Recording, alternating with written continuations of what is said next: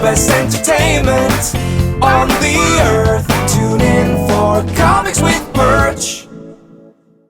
Hey everybody, this is Perch. Talking about various things in comics, and here's a question from a viewer. It says, "Hey Perch, I think we agree the key to comics retail is consistent customers and maintaining their business long term." It's very true.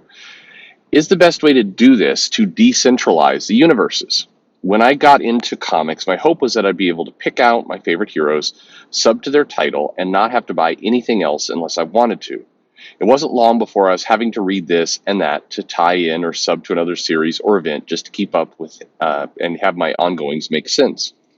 The problem is long term, your pull list gets too big and you start looking for an excuse to just drop it all. It's very true, by the way. That's a very common kind of comic retail kind of comic customer behavior. Is things grow over time. The pull box gets bigger and bigger and bigger. And then what happens in the mentality of the customers is they feel like embarrassed or worried to prune it back. They're worried that they're sending a signal to the comic shop that they're going to buy less, and that's bad. So they start to get very nervous and withdraw. And as soon as they do that, as soon as they start to withdraw, sometimes the comic retailer triggers that further by going, "Oh, why are you unsubbing that?" They make it uncomfortable. A lot of people who are doing the pull box are just trying to get in, get out, get the comics. They may want to have a conversation about, what's going on in a particular universe, but they're not interested in a conversation about their buying habits, just as a whole. So what happens is when it gets too big and it starts to tip over a little bit, the comic customer just goes, they leave. And if you're in a town with multiple comic shops, they'll just move their business over to another one, like more dramatically. It's like this cliff effect. It's refreshing to me as a comic store owner when people would come in and trim their list back. It would be, to me, I'd take it as a good sign. I mean, in a weird way, it's not a good sign people are buying less, but it's a good sign they're trusting the shop and the store experience enough to say, "Hey, I need to, I'm buying too much. I got to live within my budget." Because the message to me was people who are conscious about living within their budget are people who are going to maintain a budget and keep money coming in. It's the people who get higher and higher and higher. And there's always signs, like people get these big pull boxes, lots and lots of comics. It would keep growing kind of month after month. And then they'd start coming in a little less. So they'd come in not every week, but every other week. And the combination of giant box plus less frequent visits, it just started to, it gave you the feeling you're about to get somebody who's going to jump every time. But anyway, we continue. I know people who got like this back in 2011 and dropped DC altogether at New 52, but who wouldn't have felt that way if they could just keep their main books uninterrupted and independent of one another. The strength of indie titles is you can go on just one series and get the whole universe, and your store can count on your business anytime there's a book coming out from that universe. It seems better for long-term consistency and making titles more dependent on each other. So it's an interesting give and take, and this is not a new problem. It's been going on forever. It's one of the main reasons Peter David, many, many years ago, objected to being pulled into crossovers. At that time, X Factor was being pulled into things like the Extinction Agenda, for example, and David was unhappy about it. And in some cases, the writers would go off the books during the crossovers for the events because they want to keep their story going. And a lot of people, and correctly, mind you, presented that as, well, this is somebody who is, wants to own their entire universe for themselves, doesn't want to play with others. And that's certainly true in some cases, no doubt about it. But there is also truth to the fact that it is kind of becomes a dangerous or risky business proposition when you take a book and you start making it so readers have to buy other books. That's why there's this line, and they haven't used it as much lately in the last couple of years, kind of like they've given up on it, where when they do an event, they're like, there's lots of crossovers, but you don't have to read them all. You can just read the main story and get the full story, which was rarely true, by the way. The main story felt like, in some cases, a greatest hits album, and you didn't get the nuance of some of the storylines being developed. It's like, wait a minute, this character's dead? Yeah, we explained that in one panel. You have to go read 3 other books to figure out how and why. But anyway, so the comic publishers, gave kind of, I don't know, just faint talking points to the idea of like, no, you don't have to buy it all. But of course, they do want you to buy it all. That's the model to their business. And there is this, at least during the 80s, the 70s and 80s, there was a sense of, we need to be careful with crossovers. We can't do them too often. We can't get these books too interconnected for exactly the reason you say. It's going to be, even though there's a short-term chance we might get some money, there's a longer-term chance we're driving away our market because we're just making it too complex, too hard, too expensive for people. Through the 90s, that kind of went away. In the 2000s, it went away a little bit more. And today, nobody cares about it. I mean, today we're living in this world where everything's a limited series, even if it's not numbered that way. And there's a desire to kind of take all the cash you can whenever you can. Which, by the way, to a video I did a few days ago, this is another one of the indications that maybe business isn't healthy. There's a big difference. And I kind of woke up the other night, and I don't know why this was on my mind, but it's kind of how you frame it. The comic industry is healthy. If you look at the book numbers, if you look at everything else, the industry may be healthy by sales, but the business is not healthy. Because when you talk about the business, you get into the specifics. You could say comic industry and pull in like a Scholastic and a Viz and everything else, and numbers are great.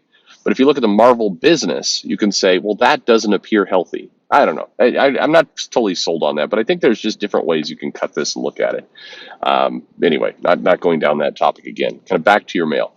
I think that at the same time, despite the fact, everything you say is true, that a decentralized universe would be easier for collectors. They'd opt in, they'd buy, it gets out of the traps of pulling in things. Comic readers tend to love crossovers.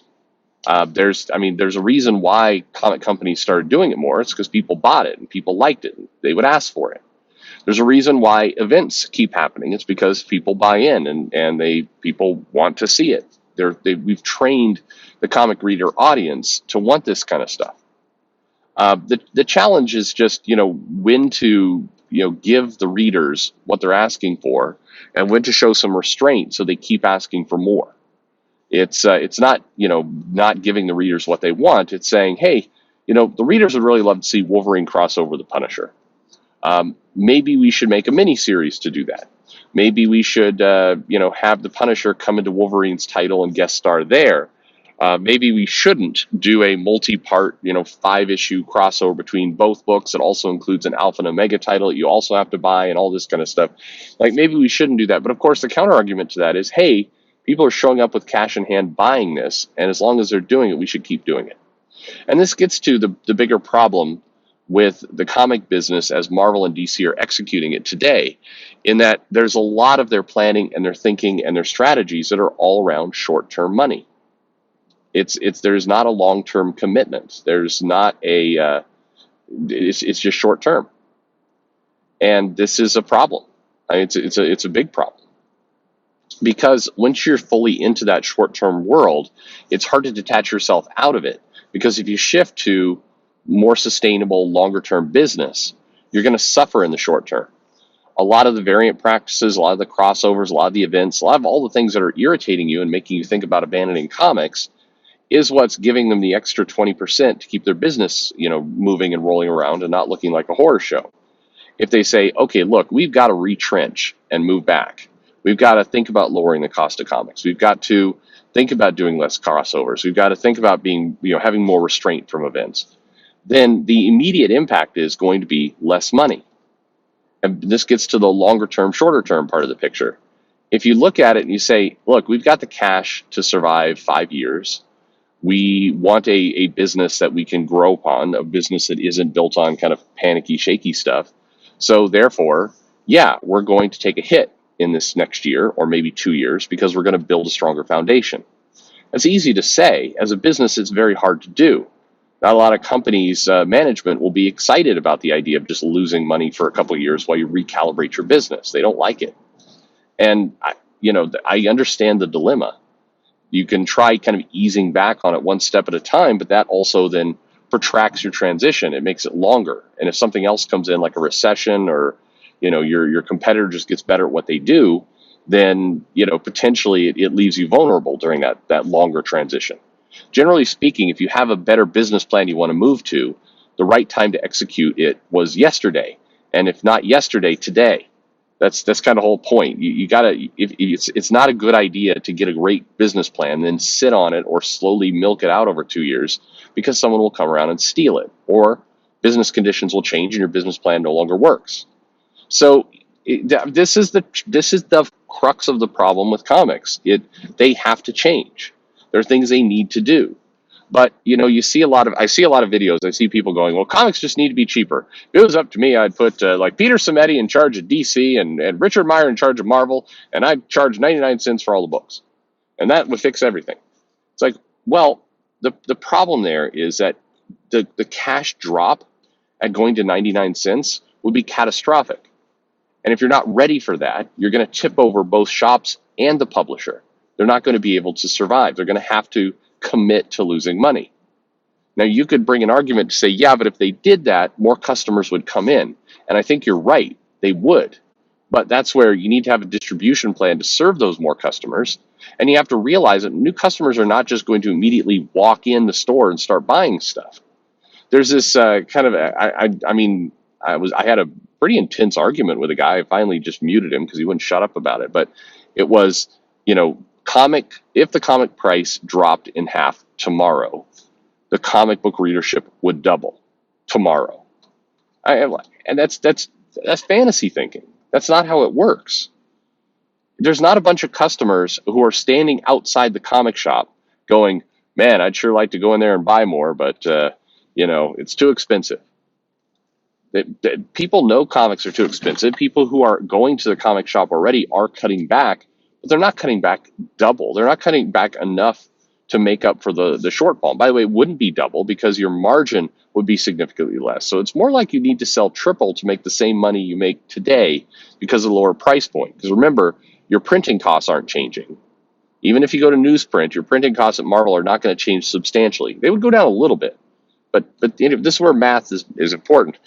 I think it would be very smart to lower the price of comics. I think you need to do it carefully. I think you need to do it, you need to start today, but you need to be gentle about how you handle it so you don't blow up the business while you're doing it. And any price break for the comics, or to the point of the mail, any change in crossovers or events, it has to come with a strategy behind it. It can't just be lower costs. It needs to be lower costs and get comics into grocery stores if we think the customers are there to buy them. It has to be both. And unless you do both, you're getting yourself at some risk. But anyway, I got kind of distracted by that question a little bit. Great question. Good point. Something people talk about and worth listening more on. Anyway, let me know your opinions in the comments below. Like and subscribe, of course. And thanks for listening.